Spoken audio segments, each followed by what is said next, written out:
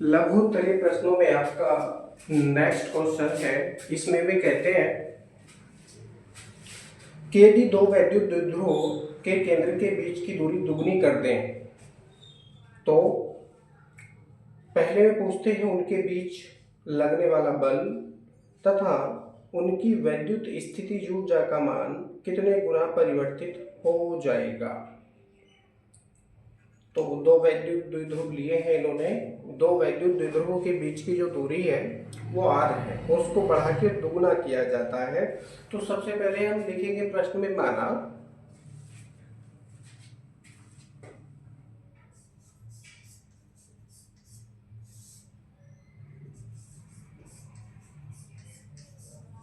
दोनों वैद्युत द्विध्रुवों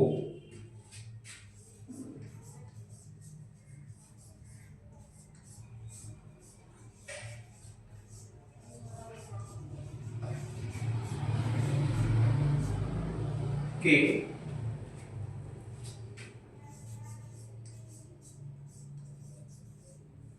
द्विध्रुव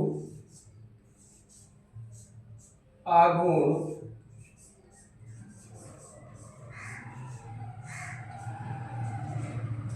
क्रमशः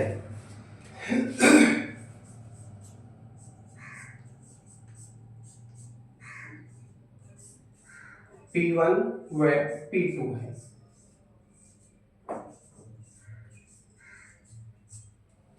माना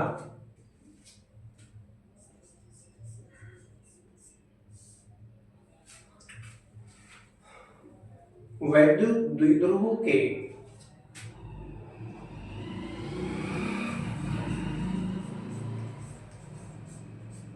दोनों वैद्युत द्विध्रुवों के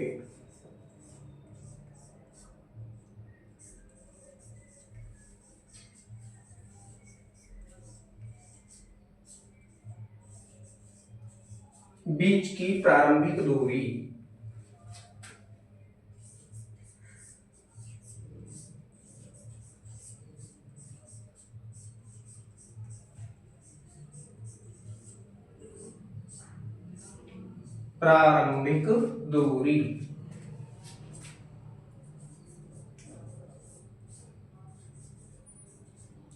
R1 है तथा यह परिवर्तित होकर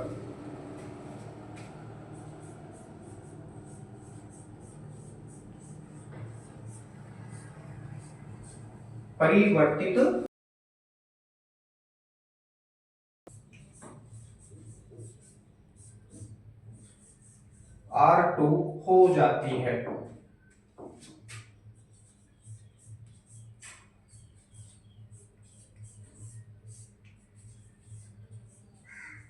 तब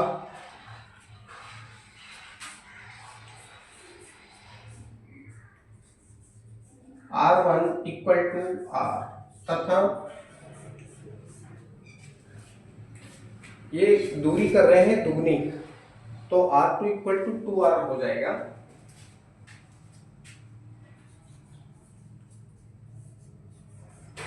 R2 इक्वल टू 2R। तब दोनों वैद्युत द्विध्रुवों के बीच लगने वाला प्रारंभिक बल F तथा स्थितिज ऊर्जा U है।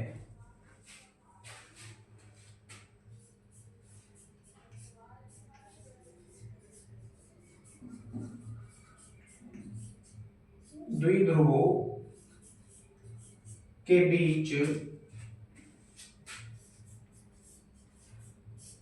लगने वाला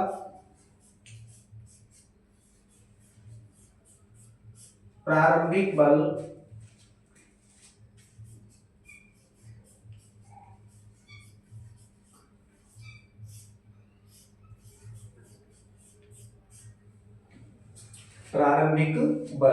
कितना हो जाएगा? फॉर्मूला है उसका F equal to minus du upon dr। अवकलन के पदों में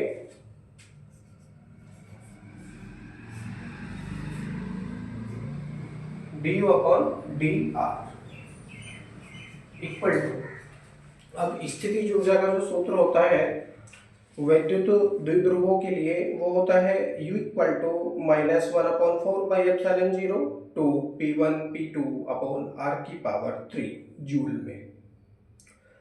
तो यहाँ पर यह फॉर्मूला हो जाएगा du upon dr equal to -1/4 6P1 P2 upon R की पावर 4, यानी -1/4 6P1 P2 अपॉन R की पावर 4, R की पावर 4। अब बल इन्होंने न्यूटन में, मीटर में या किसी और राशि में नहीं दिया है, कोई मात्रक नहीं दिया है किसी भी राशि का, तो यहाँ पर हम कोई भी मात्रक नहीं लिखेंगे, केवल इतना ही सूत्र रहेगा। लिखेंगे तथा करके प्रारंभिक स्थितिज ऊर्जा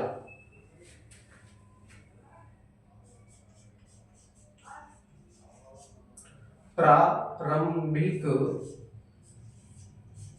स्थितिज ऊर्जा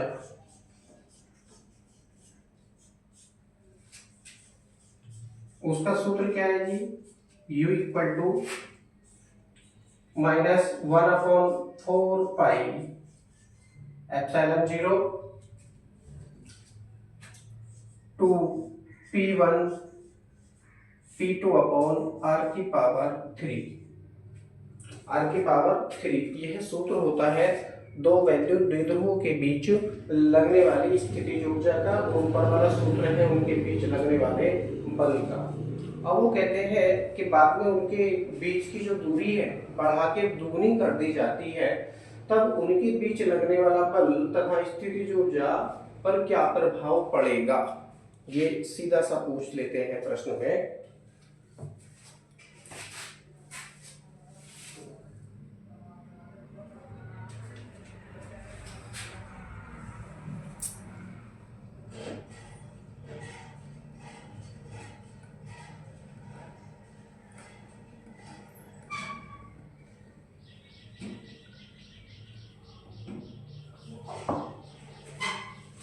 सबसे पहले हम बल ही ज्ञात कर लेते हैं।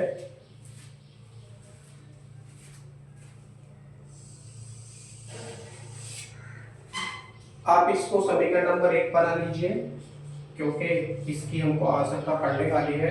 और नीचे जो स्थितिज ऊर्जा का सूत्र है इसको समीकरण नंबर 2 बना लीजिए। अब दूरी परिवर्तित हो चुकी है, लिखेंगे दूरी परिवर्तन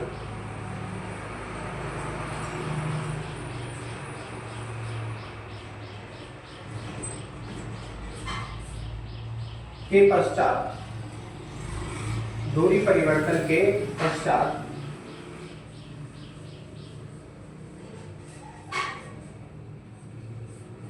द्विध्रुवों के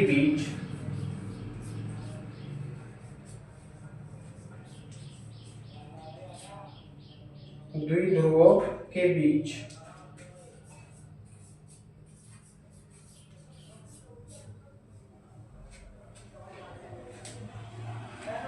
नया बल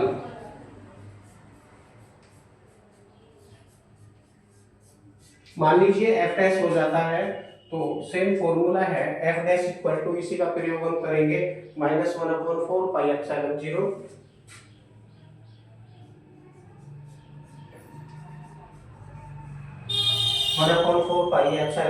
6P1 P2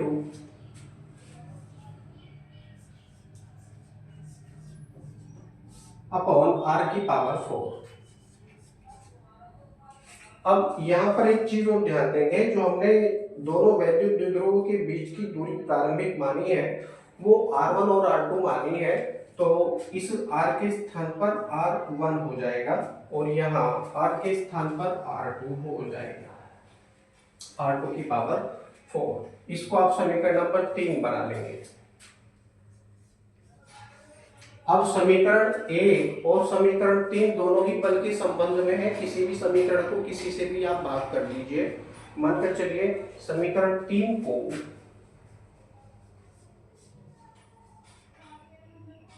मैं क्या कर रहा हूं, समीकरण 1 से भाग कर रहा हूं।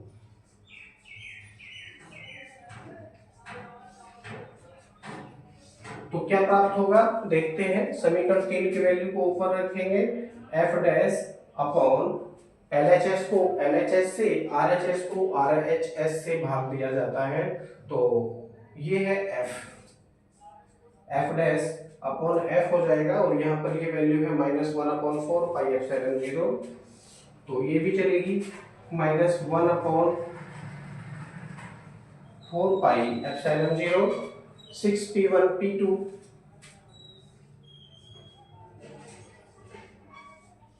अपॉन r1 की पावर 4, r1 की पावर 4, और मैं साथ के साथ क्या कर रहा हूं, r1 की वैल्यू रख लेता हूं। r1 की क्या वैल्यू है, r है, तो r की पावर ये 4 हो जाएगा, r की पावर ये 4 हो जाएगा। अब नीचे ये हाँ, ये एफ डैश की वैल्यू हमको रखनी थी, तो यहाँ पर r2 की वैल्यू रखेंगे तो 2r है, 2r की पावर ये 4 हो जाएगा। अब नीचे हम r की वैल्यू, f की वैल्यू रखेंगे, वो हो जाएगा -1/4 pi epsilon 0 6 p1 p2 upon r की पावर 4। कुछ इस तरह से ये वैल्यू हो जाती है। कुछ कटेगा, माइनस से माइनस कटेगा, 1/4 पाई एप्सिलॉन 0 से 1/4 पाई एप्सिलॉन 0 कटेगा, और यहाँ 6p1 p2 से 6p1 p2 कटेगा, जो बचेगा उसको लिखेंगे। यहाँ बचेगा आपका f dash upon f equal to 1/, इसका हम ये 4 पावर है, इसको हम ओपन कर देंगे तो 2 दूनी 4, 4 चौक 16 हो जाएगा, यानी 1/16r, 16 r की पावर ये 4 हो जाएगा, अपॉन में 1/r की पावर 4, 1/r की पावर ये 4 हो जाएगा। या करके आप इसको दूसरे शब्दों में भी लिख सकते हैं कुछ इस तरह से, f dash upon f equal to 1/16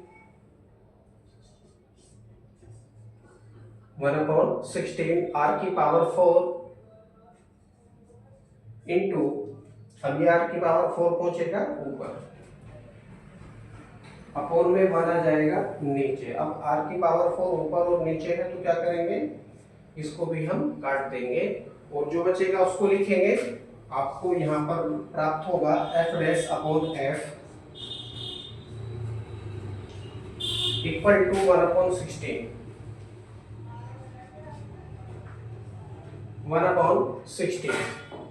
अब हमको वैल्यू निकालनी है f डैश की, क्योंकि अंतिम बल कौन सा है, f डैश है, तो f डैश की वैल्यू हमको फाइंड करनी है। f डैश इक्वल टू हो जाएगा, f का 1 से मल्टीप्लाई करेंगे तो f अपॉन 16, f अपॉन 16। इसका मतलब क्या हुआ, इसका ये मतलब हुआ कि जब दोनों वैद्युत द्विध्रुवों के बीच की दूरी दुगनी कर देंगे, तो उनके बीच लगने वाला बल प्रारंभिक बल का 1/16 गुना हो जाता है, यानी घट जाता है।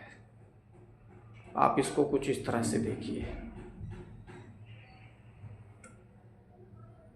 जहां भी आपको उचित लगे वीडियो को रोक सकते हैं। ये बल की हमने गणना कर ली है, इसी प्रकार से हम स्थितिज ऊर्जा की गणना करेंगे।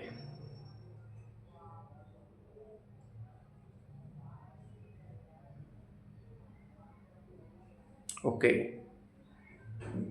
नाउ आगे देखिए, स्थितिज ऊर्जा।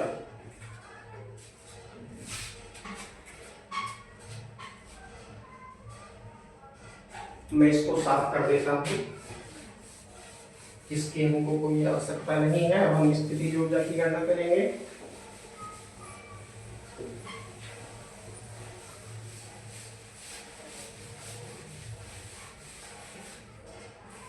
तो लिखेंगे दूरी परिवर्तन के पश्चात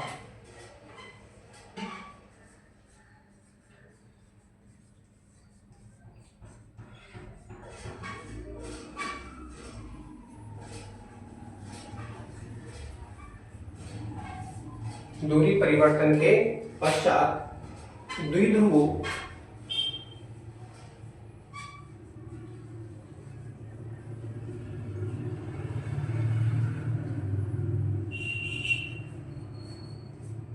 के बीच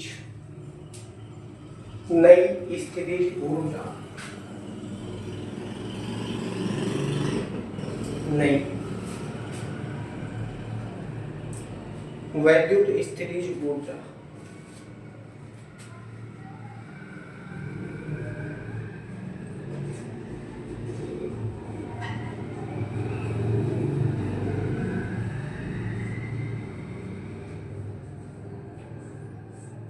वैद्युत स्थितिज ऊर्जा क्या हो जाएगी, मान लीजिए U डैश हो जाती है, तो सूत्र सेम है हमारे पास, U dash equal to -1/4 2 P1 P2 upon R की पावर 3।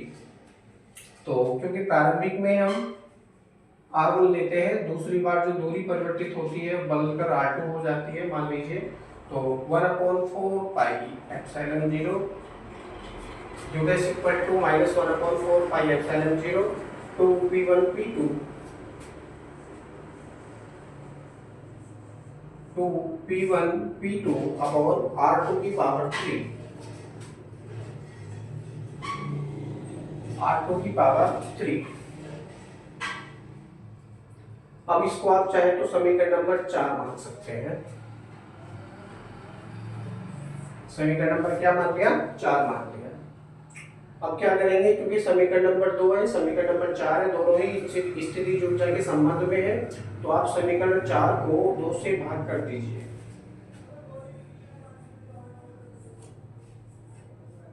दोनों में संबंध स्थापित करने के लिए भाग करना पड़ेगा। यदि करेंगे तो प्राप्त होगा, अब मैं इसके बटे में लिख देता हूं, U equal to -1/4 pi epsilon 0 2 P1 P2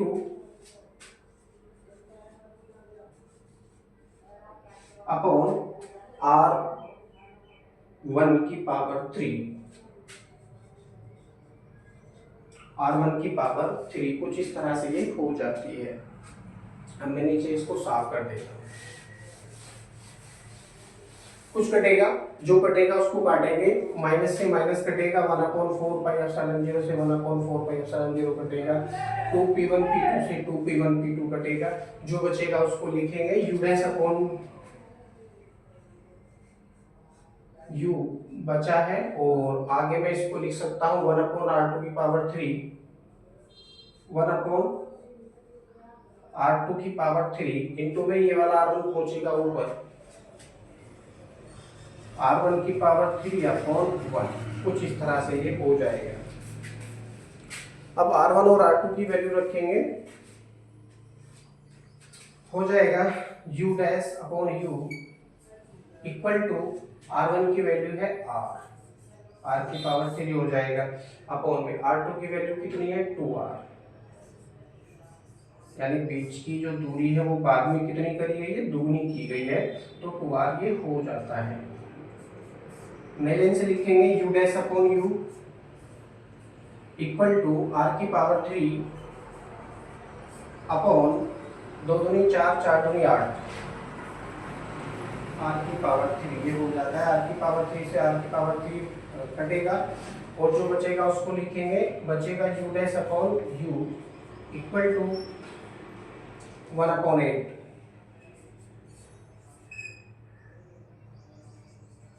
नई लाइन से करके लिखेंगे आप, इसीलिए का चिन्ह लगा के U डैश की वैल्यू आपको फाइंड करनी है, क्योंकि अंतिम स्थिति ऊर्जा क्या है, वो U डैश है, तो U डैश इक्वल टू हो जाएगा U अपॉन 8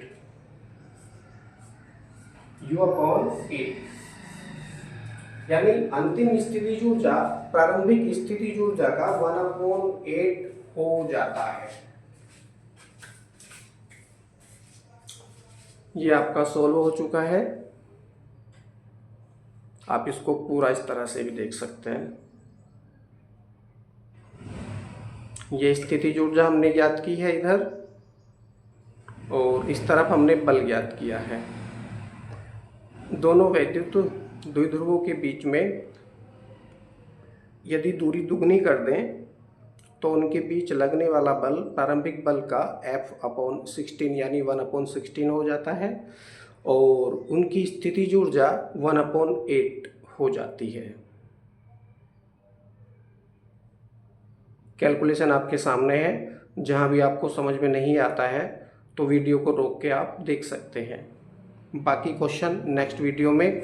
इसी क्वेश्चन के साथ साथ आपके लघु उत्तरीय प्रश्न जो शॉर्ट आंसर टाइप चल रहे थे वो कंप्लीट हो चुके हैं। अब हम अगली वीडियो में समझेंगे न्यूमेरिकल क्वेश्चन।